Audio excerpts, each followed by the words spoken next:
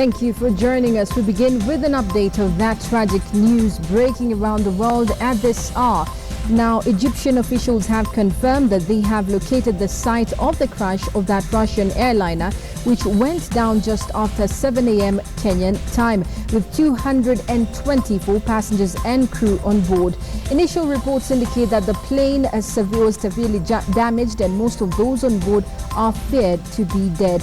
The Egyptian government has said 45 ambulances have been dispatched to the crash site in Sinai.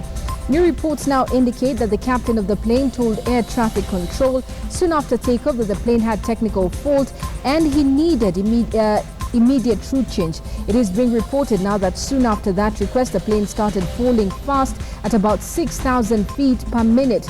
The signal was lost soon after that. The Airbus A321 operated by Russian airline Galana was flying from the Sinai coastal resort of Sharm el-Sheikh to St. Petersburg in Russia when it went down in desolate mountainous areas of central Sinai at just after 7 a.m. Kenyan time. Now, Egyptian security sources said there was no indication that the plane had been shot down. Islamist militants are active in parts of Sinai. We will be updating you as fast as we receive that information. Now, the Communications Authority of Kenya has rejected proposed changes to the Kenya Information and Communications Act, claiming they would discourage investors in the information communication technology sector. Now, the authority's Director General Francis Wangusi shocked members of the National Assembly's Committee on Information when he said the changes may have been sneaked in the statute Law Bill 2015, currently before the House, by shadowy individuals keen to usurp the authority's mandate, since the Information Minister and the Attorney General have denied knowledge of the amendments. Now, the Communications Authority is charged with the responsibility of protecting and safeguarding the interests of consumers in relation to the provision of ICT services and equipment, as well as reviewing the regulations on SIM card registration. Suppose one is dominant. What are the kind of rules that we are going to apply to that player in order not that player abuse that kind of dominance in that market? And should that player abuse that dominance, what kind of penalties can we be able to give? And this is the process that we are going through. So we find that there might be certain forces elsewhere that are trying to skew the law in order to derail us from this trajectory, which we believe at the Communications Authority of Kenya is the best way to regulate the market. We feel that the amendment bill, in our view, is going, first of all, to weaken our powers, and secondly, if it is allowed to pass, it is going to erode the gains this honorable country has achieved so far. It is also going to give us a negative publicity in terms of the countries that have respected Kenya as one of the model regulators in Africa. And furthermore, then, it is going to very seriously reduce the contribution of the ICT sector to the GDP. We are also worried that this might lead to not only discouraging investors, but also facing a situation like what we had with you, where some of the investors would want to pack up and go. When we conferred with the Minister for Information and Communications Technology on this particular matter, he vehemently denied that he was ever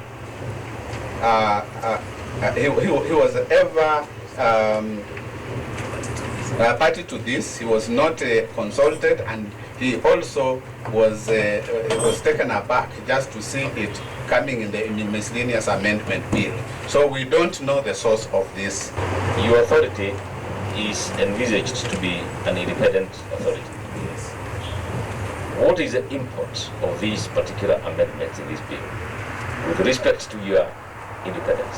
That sentence is very important, and it is actually the peak of the whole bill, that the body shall be independent of any commercial, political, or government interest. And the reason for that is because of the very nature of this industry that we are dealing with. So to make this amendment, where we are taking it back to the ministry and to the government, is actually going totally back to square one. And therefore what it means is that there are certain bodies which will not fall under CA to be regulated. Those bodies will now do what they want because they will no longer be regulated by CA. So it's actually a very, very serious matter. When the Attorney General who drafts feigns ignorance, the minister feigns ignorance, then surely it wouldn't be wrong to call this document illegitimate. Illegitimate because the normal originators of such documents have disowned them. Now, the Senate Committee on Land and Natural Resources has now admitted that the Community Land Bill, which is in the National Assembly, is flawed. Now, in the wake of an outcry from the National Land Commission, the NLC, and stakeholders, the Senate has warned that passing as is will go against the spirit and letter of the Constitution. Of the bill, there is the version that is before the National Assembly. That version did not originate from the stakeholders, and that version is completely different from what was agreed upon in the task force version and the version which was taken to Senate. Some of the proposed legislation, clearly in my opinion, are attempting to take away powers which are already devolved. And to that extent, we will examine this and make sure that that does not happen. As a commission, we are opposed to the Land Amendment Bill 2015, which we call the Omnibus Bill, because it is deliberately taking away the powers and functions and mandates of the Commission and giving them back to the Cabinet Secretary, something which was rejected by Kenyans during the constitutional review process. Now, over 5,000 women in Kisii County have a reason to smile after a non-profit saving and credit cooperatives empowerment SACCO offered them free chicks and feeds as an economic empowerment campaign. Now, to enhance saving and invest on women to alleviate poverty, the SACCO targets at least 10,000 women across the country at its initial stages. Now, most of the women who are widows say that the move was healthy and they had every hope that it will have economic self-sustenance since most of them lacked financial support. The project targets to reach over 45,000 women by September next year. The women around the county have been sensitized on modern methods of farming to boost agricultural production, and the SACCO will market their produce to increase their earnings and income. Women who will at the same time be engaged in various economic activities like poultry, dairy, avocado, banana and vegetable farming from the sub-counties to the wards will also receive loans to increase their production.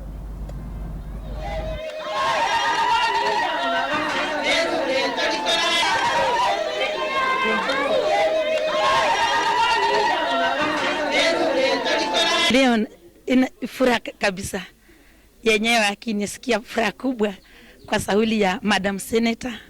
Yenyewe ametufanya tumeonekana na tumekuwa tumechisikia. Kwa ukweli ni furaha kubwa. Tena ametuinua, tumeelimika, tumeinuka. Kwa hivyo sasa tunachiunga ili tuendelee kukua zaidi. My target is every woman who is a Kisii or who lives in Kisii County to join us, who is interested in agriculture, who has a passion in improving the agriculture. Now, the public chief of operations at the Kenya Ferry Services involving Mombasa County Commissioner Nelson Marwa and officials of the Ministry of Transport and Infrastructure continued to play out, with Marwa telling off the Principal Secretary Engineer John Musonik. Marwa told off Musonik, saying that he will never shy away from reprimanding government officers who fail to deliver. Musonik had on Wednesday defended KFS Managing Director Musa Hassan against a tirade of accusations by Marwa of alleged corruption and inefficiency, urging Marwa to keep off the affairs of Kenya Ferry Services, which fall under the Ministry of Transport and Infrastructure docket. Now, but the Parliamentary Department Committee of Transport, Public and Housing, which was at KFS headquarters on a fact-finding tour on the recent ferry, the committee urged for proper investigations by the the Anti-Corruption Commission over the management of the Kenya ferry services. Several people were injured during the stampede. Even my own PS, my minister, has not come here to harass me. Apana, I'm not taking that easily like that. The issue of summoning the management and the board of these services, we will do that because we have to investigate and see how they are dealing with the issues. The issue of the PS saying that is the executive, the minister, the county commissioner and the PS, when they talk that's the executive, we are parliament. We will do our due diligence. We will call the management and look at all the management issues that ferry service, how it's going, and look at it together. We need anti-corruption here. And being the first meeting, we are going to have several meetings here and even maybe call the team to Nairobi. Now, the Kenya National Assembly Committee on Agriculture has expressed fears that the multi-billion shilling Galana Kalalu food security project could be a white elephant in the making. This was after the committee was told that the first maize harvest completed last week from the 500-acre model farm yielded 10 bags per acre against a projected yield of 40 bags per acre. The harvesting of the first maize crop on 500 acres pilot scheme on the 10,000 acres model farm of the Galana Kulalu Food Security Project was commissioned on 9th September and was completed last week Saturday. The National Irrigation Board expected to harvest 20,000 bags of maize of 90 kilograms each. The contractor had indicated that 40 bags per acre would be realized. However, only 6,022 bags of 90 kilograms each have been realized. This translates to an average of 12 bags an acre. The national average from the country's grain basket of Rift Valley, which depends on rain-fed agriculture, is 17 bags of 90 kilograms each per acre. The acting principal secretary in the Ministry of Water and Irrigation disclosed the unpleasant news of the Galana maize harvest to the chagrin of members of the National Assembly's Departmental Committee on Agriculture. Is it a government-owned farm? If it's a government-owned farm, I'm telling you, Barasa, it's a failure. And we can see it from the word go, it's a failure. And you know it, Barasa, as an engineer. But you don't want to admit that this thing is a failure. We're just sinking money in a pit, the bottom of the pit. These billions are going to waste. So the issue here of harvesting 10 bags per acre is not an issue that we are going to discuss, really, Honorable Chair, to say that Kulalu Galana can only produce 10 bags of maize per acre. This actually depends with the variety. The model farm was awarded to an Israeli company, Green Arava Limited, at a contract sum of 14.5 billion shillings. It is one of the Jubilee government's flagship projects on food security through irrigation farming.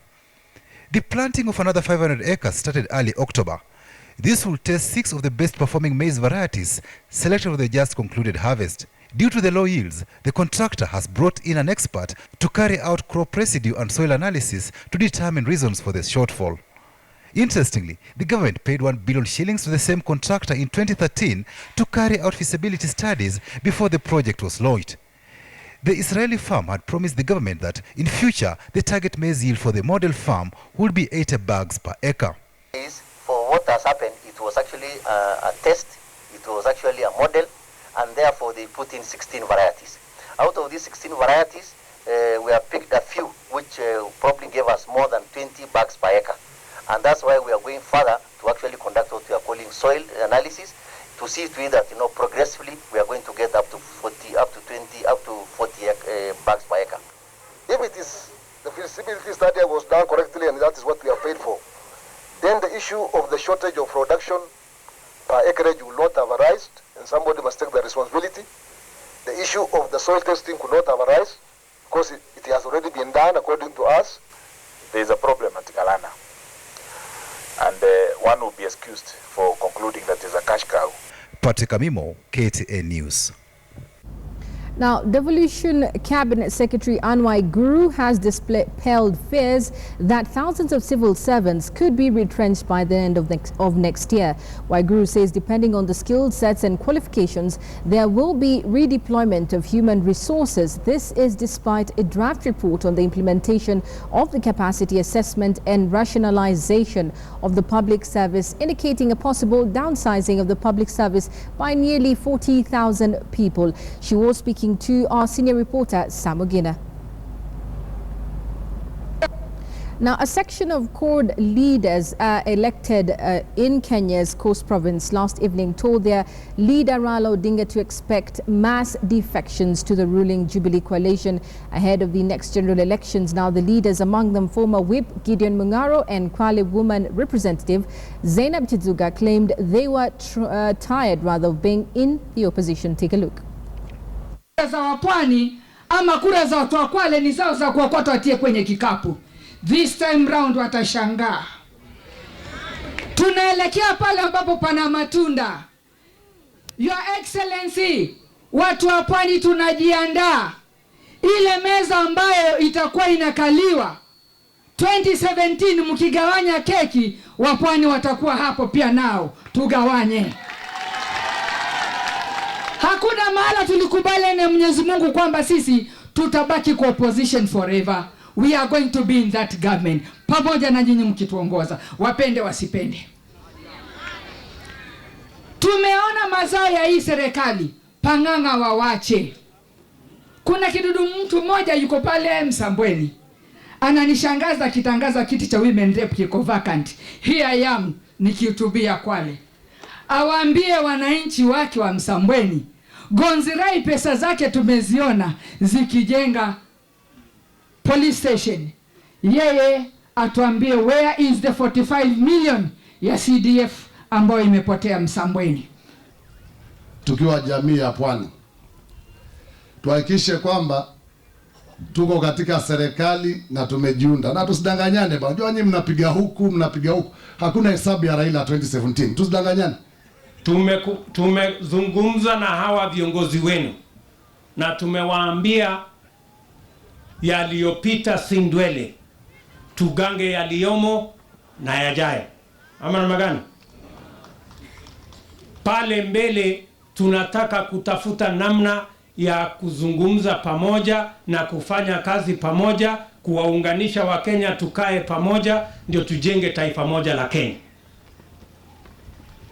Hii mambo mgawanyiko kidogo kidogo hii haitatusaidia na haitatupeleka mahali popote. Mimi nataka niwaulize wananchi wa Kwale, mnasema tushirikiane na hawa viongozi wenu tuunde siasa pamoja, ama mnawaambia waendelee na pamoja sio? Mnasema tushirikiane pamoja? Mimi nimewaambia huyu Mvuri ana Away from matters politics now, the AIC Kijabe Hospital and Jamu Imaging Center Limited have partnered to launch a state-of-the-art CT scan services at the Kijabe Mission Hospital, becoming the only such facility between Nairobi and Nakuru offering this service. This is a breakthrough. 2 residents of 5 counties, that is Nakuru, Narok, Nyandarua, Kiambu and Kajiado, none of whom have previously had access to such critical services. Fatma Pole reports. The dilapidated road that leads you to the Kijabe Mission Hospital. A nightmare ride to thousands of patients who flock this facility. The fact that this hospital is located along the Nairobi-Nakuru highway, where accidents are common, has necessitated the creation of a special accident emergency unit. And here, the seriousness of the situation can be felt. This state-of-the-art 16-slide CT scanner is capable of scanning at least 30 to 40 cases in a day and is expected to greatly reduce the healthcare burden for patients who in the past had to be transferred all the way to Nairobi for treatment. And that endangers even patients' condition or makes it worse. Because for a while, the hospital has not had a machine that can diagnose these serious conditions. A situation that is expected to change as the hospital finally unveils a state-of-the-art Siemens Somatom Emotion 16-slide CT scanner. We are able to perform special exams like angiography, and also for accident victims, we are able to give not only 2D but 3D volume images, which improves or gives the surgeon the roadmap to do its part of the work. It features a unique detector system that provides clear, comprehensive images. The scanner is engineered to generate the same high resolution in all 3 dimensions, allowing for a 3D view of internal anatomical structures. The CT scan is able to do examination of all body parts, beginning from the head, the neck, the chest, abdomen, and even our limbs. Through this technology, the machine not only gives accurate diagnosis, but also releases reports on real-time basis to a team of doctors linked by a computer online, working with the system around the clock. We normally compile a report assisted by radiologists to describe what's actually is happening within the brain. Then we give the report to the doctors, then they will decide or they will manage the patient from there. The availability of this new service is expected to lessen the healthcare burden that has been weighing heavily on residents who rely on this mission hospital for affordable treatment. Fatma Pole, KTN News. Let's now take a short break, but don't go too far. I will be back with more news. Well, we move on now. At least 27 people have been killed and scores injured in a nightclub explosion in Romania's Bucharest. Now, the Friday night incident that left many stunned happened during a concert when a fire broke out, causing a stampede as revelers camped for safety. Trix Ingado brings us those details. Revelers were caught up in a stampede as they tried to exit the club in the basement of a communist-era factory filled with smoke. A pillar and the club's ceiling went up in flames, followed by an explosion and heavy smoke, witnesses said. According to the head of the emergency department at the Ministry of Internal Affairs, Raed Arafat, victims were admitted to 10 hospitals in the city. Friends and relatives gathered outside the hospital, patiently waiting for news of the injured. Valentina, a friend of 3 people who were injured in the fire, said she narrowly escaped the disaster after not being able to find someone to cover for her at work, making her miss the concert. 3 friends of mine are inside the hospital. I was lucky because I couldn't find someone to replace me at work, and I couldn't go out. Otherwise, I would have also been there or somewhere else, maybe dead. Deputy Prime Minister Gabriel Opria has since said an investigation into the cause of the incident was already underway, with the health minister making a public appeal for blood donations. An emergency meeting for cabinet ministers was set for early Saturday to assess the incident. Some of the deadliest nightclub disasters in the world were started by fireworks. In the southern Brazil college town of Santa Maria in 2013, a musician lit an outdoor flare inside the Kisii nightclub and started a fire that killed at least 241 people, investigators said. Trix Ingado, KTN News. Now, U.S. Democratic presidential frontrunner on her campaign trail, Hillary Clinton, yesterday called for a series of criminal justice reforms that include a ban on racial profiling by law enforcement. At a campaign event in Clinton also promised to sign an order prohibiting federal employers and contractors from asking about criminal histories at the initial application stage. The change would give job seekers a chance to first prove their qualifications. Now, the proposals were designed to appeal to black voters who will play a crucial role in her campaign for the nomination in the November 2016 election. We need to be able to find jobs, not just closed doors and closed hearts. Now, my friends, I am going to get to some very important points that actually prove that black lives do matter and we have to take action together. The Ban the Box movement is giving former prisoners a chance to compete for jobs on a fair basis by delaying background checks on criminal history until later in the hiring process. And as president, I will carry this effort forward. I will do what I can inside the federal government and with federal contractors to ban the box. We believe in second chances, don't we? And today I'm also pledging to eliminate the disparity in sentencing still between crack and cocaine, which disproportionately impacts African Americans and puts too many people in prison. We're talking about two forms of the same drug. It makes no sense to continue treating them differently. Now, moving on to sports, Athletics Kenya CEO Isaac Mwangi has said that drastic measures will be taken to curb cases of doping among Kenyan athletes. Speaking during the launch of Tuskegee's Warren cross-country marathon at a hotel here in Nairobi, Mwangi stressed that testing will be done in all athletics events in the country in order to stop the menace. In the recent past, some Kenyan athletes have been found guilty of doping, something that has been taken seriously by the organization. We've taken doping very seriously as an organization, and we are going to ensure that we do anti-doping testing in all the events that we have, including this one of the Warren cross country. By this, we ensure that events like this one conform to international standards and that all our athletes are running and winning clean. Well, before we wind up, let's just give you the story on Egypt. Egyptian officials have confirmed they have located the site of the crash of that Russian airliner, which went down just after 7 a.m. Kenyan time, with 224 passengers and crew on board. Now, initial reports indicate that the plane is severely damaged and most of those on board are feared to be dead. We will be giving you details of that in our subsequent bulletins. My name is Najma Ismail. Have a great afternoon.